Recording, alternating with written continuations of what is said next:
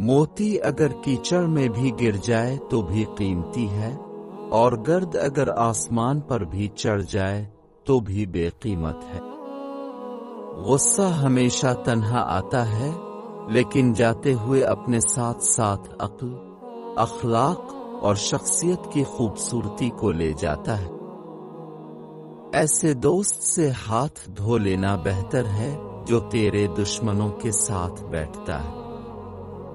اپنے حصے کا کام کیے بغیر دعا پر بھروسہ کرنا حماقت ہے، اور اپنی محنت پر بھروسہ کر کے دعا سے گریز کرنا تکبر ہے۔ اگر زندگی اتنی ہی اچھی ہوتی تو کوئی بھی دنیا میں روتے ہوئے نہ آتے۔ شیخ سعدی نے فرمایا، آدمی کے جھوٹا ہونے کے لیے اتنا ہی کافی ہے کہ وہ ہر سنی سنائی بات پر یقین کر لے۔